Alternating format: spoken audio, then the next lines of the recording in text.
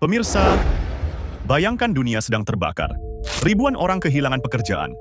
Jutaan orang terkunci di rumah, tidak tahu harus makan apa besok pagi. Anak-anak tidak bisa sekolah. Ibu-ibu kehilangan suami, ayah-ayah kehilangan anak. Rumah sakit penuh sesak, jenazah menumpuk. Dan di tengah situasi genting seperti itu, ada sekelompok orang, berdasi, duduk nyaman di kantor berpendingin ruangan, yang justru menjarah uang negara. Gila, tak masuk akal. Tapi inilah yang sedang terjadi.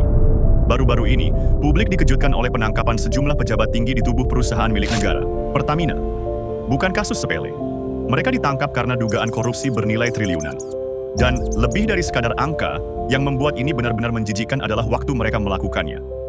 Ya, korupsi ini terjadi saat dunia, terutama Indonesia, sedang mengalami bencana nasional, pandemi COVID-19. Saat sebagian besar rakyat menjerit minta tolong karena kehilangan pekerjaan, saat bantuan sosial telat datang, saat rumah sakit kolaps, saat oksigen langka, saat keluarga menangis di luar ICU karena tak bisa menemani orang yang mereka cintai untuk terakhir kalinya.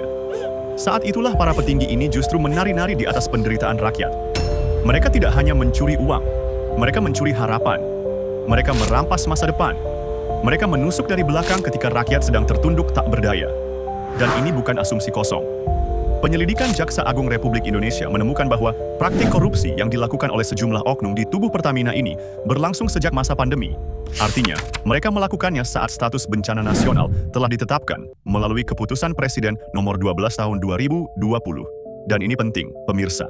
Karena menurut Undang-Undang nomor 30, 1 tahun 1999 yang diperbarui menjadi Undang-Undang nomor 20 tahun 2001, tepatnya pada pasal 2 ayat 2. Pelaku korupsi yang melakukan tindak pidana di tengah bencana nasional dapat dihukum dengan hukuman mati. Bukan hanya bisa, tetapi patut.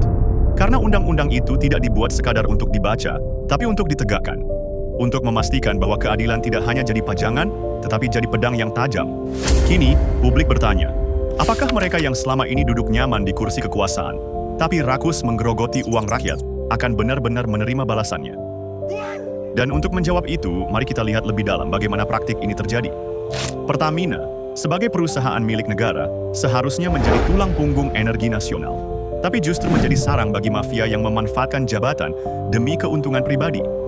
Dana yang seharusnya digunakan untuk membangun kilang, memperkuat cadangan energi, atau membantu masyarakat dalam program subsidi, malah dikorupsi. Dan yang lebih menyakitkan, ini dilakukan di tengah masa ketika rakyat sangat butuh pertolongan. Pemirsa, bayangkan Anda sebagai seorang ibu yang kehilangan pekerjaan. Suami Anda dirumahkan, anak Anda tidak bisa sekolah, dan saat Anda berusaha bertahan hidup dengan makan sekali sehari, ada orang di balik meja megah yang menandatangani kontrak fiktif, menaikkan harga secara manipulatif, dan menyedot dana triliunan hanya demi memperkaya diri sendiri. Mereka tidak lapar, mereka tidak sakit, tapi mereka tamak. Inilah alasan mengapa masyarakat sekarang marah, dan bukan marah biasa. Ini amarah yang lahir dari rasa dikhianati. Karena bencana seharusnya jadi momen persatuan, bukan peluang untuk mencuri. Kini masyarakat mendesak, hukum harus ditegakkan. Tidak ada ampun bagi mereka yang mengambil uang negara di saat rakyat terkapar. Proses hukum masih berjalan, tapi masyarakat tidak ingin ini berakhir dengan hukuman ringan. Tidak cukup hanya dengan pidana penjara 10 atau 20 tahun, karena luka yang mereka torehkan bukan luka biasa. Pemirsa, hukum ada bukan hanya untuk menghukum, tapi untuk memberi pesan. Dan jika pesan itu ingin terdengar lantang ke seluruh pelosok negeri, maka hukuman mati yang telah diatur undang-undang harus dipertimbangkan dengan serius. Korupsi di masa damai saja sudah menjijikkan, tapi korupsi di masa bencana adalah pengkhianatan tingkat tertinggi. Kita tidak bicara tentang balas dendam, kita bicara tentang keadilan. Dan keadilan sejati harus tegas. Mereka yang duduk di balik jeruji hari ini harus menjawab, mengapa mereka tega mencuri saat rakyat sedang menangis? Mengapa mereka begitu dingin saat orang lain berjuang untuk bertahan hidup? Pemirsa, kita pernah melewati masa pandemi itu bersama. Kita tahu betapa sulitnya. Dan kini, ketika kita tahu bahwa ada orang yang justru memperkaya diri di masa itu, kita tidak bisa tinggal diam. Hukuman mati bukan soal kekejaman, tapi soal peringatan.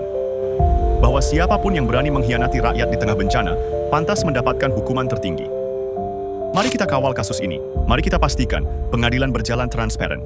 Dan mari kita ingatkan pada semua pejabat, jabatan itu amanah, bukan ATM pribadi. Jika negara ingin pulih, maka kepercayaan rakyat harus dipulihkan terlebih dahulu. Dan kepercayaan itu hanya bisa tumbuh jika hukum ditegakkan tanpa pandang bulu.